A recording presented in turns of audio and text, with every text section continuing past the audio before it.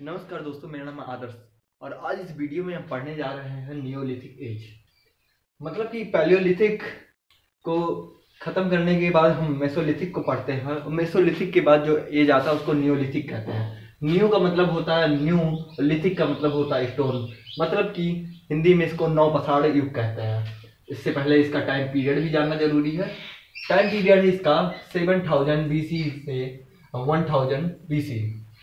अब एक हिस्टोरियन है, एक स्कॉलर हैं जिनका नाम है सर बी गॉर्डन चाइल्ड। उन्होंने अपनी किताब मैन मेक हिमसेल्फ में लिखा कि नियोलिथिक जो एज था वो रिवोल्यूशन था इंडियन हिस्ट्री में या फिर वर्ल्ड की हिस्ट्री में। अब ऐसा वो क्यों बताते हैं, इसके पीछे क्या क्या कारण है यह हम जानते हैं। सबसे पहले उन्होंने बताया कि एग्रीकल्चर जो था वो बहुत मास लेवल पे होने लगा। जैसा कि हमने पिछले वीडियो में पढ़ा था कि मेसोलिथिक में ही कई जगह पर एग्रीकल्चर के एविडेंस मिलते हैं, लेकिन नियोलिथिक में आके एग्रीकल्चर जो है और मास लेवल पे हो गया। एग्रीकल्चर, हस्बेंड्री और साथ ही साथ क्लॉथ्स और पोएट्री, ये सब कुछ ऐसे कारण थे जो एक क्रांति के रूप में नियोलिथिक पीरियड में आए। अब रेवोल्यूशन का मतलब क्या होता है? क्रांति। क्रांति का मतलब क्या होता है? मतलब किसी भी चीज में सडन चेंज, किसी भी चीज में तुरंत बदलाव। जैसे कि एग्जांपल हो सकता है एक 1789 फ्रेंच रेवोल्यूशन, उसके बाद दूसरा एग्जांपल हो सकता है 1916 रशियन रेवोल्यूशन। तो इसमें एक मास लेवल पे चेंजेस हुए, बहुत तेजी से बदलाव हुए, उसको रेवोल्यूशन कहते हैं। तो फिर क्या ये एग्रीकल्चर, एनिमल हस्बेंड्री या फिर पॉटरी या क्लॉथ, ये एक बैग चेंज हो गया इतना जल्दी चेंज हो गया कि उसको हम रेवोल्यूशन नाम दें? तो इसको प्रूव करने के लिए उन्होंने उनकी किताब में अगर हम डीप में जाए तो लिखते हैं कि एग्रीकल्चर कैसे हुआ और एग्रीकल्चर की वजह से क्या क्या हुआ।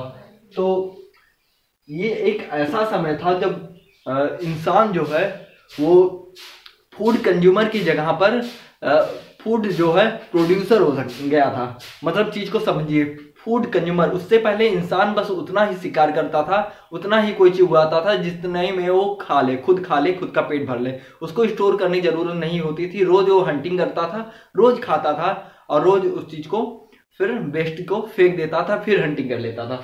लेकिन इस टाइम में पीरियड में क्या हुआ कि हंटिंग धीरे धीरे बहुत कम होने लगा। लोग फिशिंग पे आ गए, गैदरिंग पे आ गए, साथ ही साथ एनिमल हस्बेंड्री और एग्रीकल्चर पे बहुत ज्यादा जोर दिया उन्होंने। तो इससे क्या हुआ कि उन्होंने डोमेस्टिकेशन चालू किया, किसका? एनिमल्स का और प्लांट का।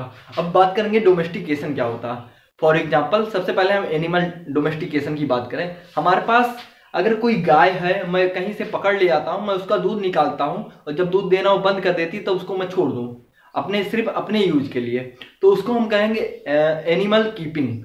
लेकिन अगर हम उस गाय को लेकर आए, उसको हम खिला भी रहे हैं, उसकी हर सुविधाओं पर ध्यान दे रहे हैं, तो उसको कहेंगे हम एनिमल डोमेस्टिकेशन। वही सेम चीज होता है एग्रीकल्चर के साथ। जब कोई प्लांट्स होता है, हम उसकी उतनी ही खेती करें जितना हम खा लें, उसके बाद फिर वो वेस्ट कर दें, जो उसका अगर आधा बच जाए तो उसको हम फेंक दें। लेकिन अगर हम उसी चीज को सरप्लस में प्रोड्यूस करें, ज्यादा प्रोड्यूस करें, जो बच जाए उसको रखने भी लगे, तो उसको कहेंगे हम प्लांट डोमेस्टिकेशन। यही चीज हुआ जो नियोलिथिक पीरियड को एक कह सकते हैं कि रेवोल्यूशन, मतलब एकदम क्रांति वाला पीरियड था। मतलब इंसान ने एनिमल के साथ साथ प्लांट को भी डोमेस्टिकेट करना चालू कर दिया। इससे क्या क्या फायदा हुआ, सबसे पहले बात करेंगे। एनिमल हस्बेंड्री की वजह से इंसान ने हंटिंग पे थोड़ा कम जोर दिया। वो अपने पास जो एनिमल रखते थे उसी से कई चीजें पा जाते थे खाने को। और साथ ही साथ एग्रीकल्चर जब खूब मास लेवल में होने लगा, इंसान के पास सरप्लस हो गया, तो ये हुआ कि भाई इस चीज को रखा कैसे जाए, ये जो ग्रेन्स है। तो उसके लिए उन्होंने बड़े बड़े ग्रेनरी बनाने चालू कर दिए। उससे क्या हुआ कि मड के ग्रेनरी बनाने लगे, उसको प्रोटेक्ट करने के लिए कि उसमें बारिश से सड़ ना जाए उनके अनाज, इसलिए उन्होंने उसको पूरी तरीके से सुरक्षित किया। यही सब वजह है जिसकी वजह से सर बी गॉर्डन चाइल्ड ने इसे रेवोल्यूशन का नाम दे दिया। और साथ ही साथ हमने बात किया कि जब अनाज हुआ तो इंसानों ने उस अनाज को किस तरह से खाया जाएगा। जैसे कच्चा तो कुछ टाइम तक कच्चा खाते थे, लेकिन उसको पका के, जैसे कि इससे हमने पहले बात किया था कि अपर पैलियोलिथिक में फायर का इन्वेंशन जो हुआ उससे क्या हुआ कि अब अनाज को ये पका के खाना भी सीख गए थे।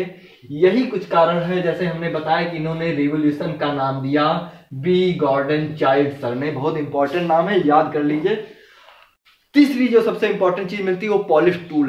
मतलब ये ऐसा समय था जिसमें इंसान ने ऐसे टूल्स का इस्तेमाल करने लगा। मतलब माइक्रोलिथ का इस्तेमाल तो करते ही थे इससे पहले, मतलब मेसोलिथिक में, लेकिन इसमें क्या हुआ, माइक्रोलिथ का इस्तेमाल थोड़ा कम कर दिया। कुछ ऐसे टूल्स इस्तेमाल करने लगे जो उनको उनके डेली लाइफ में ज्यादा काम आने लगे। फॉर एग्जाम्पल, उन्होंने जोतने के लिए जो बनाया, बोन्स से बनाते थे वो ऐसे टूल्स, जिससे वो खेत को जोत देते थे, जिससे क्या होता था, एग्रीकल्चर उनका और अच्छे से होता था। अब हम बात करेंगे कि ये थे कुछ उसके फीचर्स। अब हम बात कर लें क्लाइमेट की। उस टाइम क्लाइमेट कैसा था। जैसे हमने इससे पहले मेसोलिथिक में पढ़ा कि क्लाइमेट जो था वो वार्म हो गया था, कई जगह पर रेन हो रहा था, इसलिए एग्रीकल्चर को बहुत ज्यादा साथ दिया। और साथ ही साथ इंसान जो है फिशिंग की तरफ अपना हाथ बढ़ाया। लेकिन नियोलिथिक में कुछ अलग बदलाव हुआ। नियोलिथिक में कुछ ऐसे साइट थे इंडिया के जहां पर ड्राइनेस आ गई। फॉर एग्जांपल, बंगाल की जगह पे ड्राइनेस आ गई, और साथ ही साथ बलूचिस्तान का एरिया था नियोलिथिक के बाद, वहां भी ड्राइनेस आ गई। लेकिन बलूचिस्तान का जो एरिया था वहां पर कुछ ऐसे साइट्स पाए गए जहां पर और साइट्स के मुकाबले पे अधिक डेवलपमेंट पाया गया। अब हम ऐसे ही साइट्स की बात करेंगे, और सबसे पहले हम बात करेंगे मेहरगढ़ की।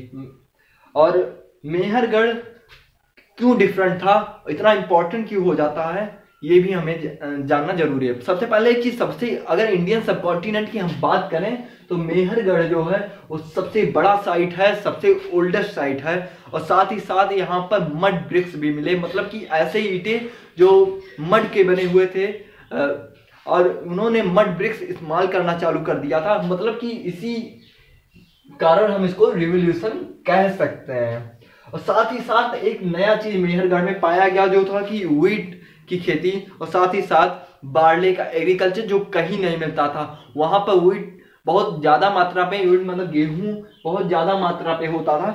यही वजह था कि वहां उसको हम लोग क्या कहते हैं, ब्रेड बास्केट कहते हैं के नाम से जानते हैं, कि मतलब गेहूं बहुत ज्यादा होता था, बार्ले बहुत होता था, और साथ ही साथ वो खजूर और अंजीर की भी खेती करते थे वो लोग। कौन? मेहरगढ़ वाले। यही वजह है कि उसको हम और साइड से अलग देखते हैं, उसको और अच्छे से पढ़ते हैं।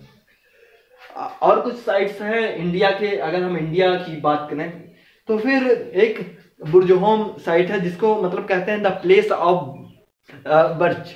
मतलब कि बर्च एक ट्री होता है जो कश्मीर के एरिया में पाया जाता है।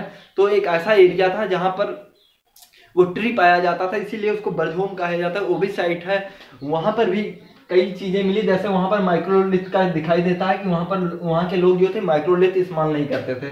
और दूसरी जो साइट है इंडिया की वो है गुफराकुल। स्पेलिंग में लिख देता हूँ,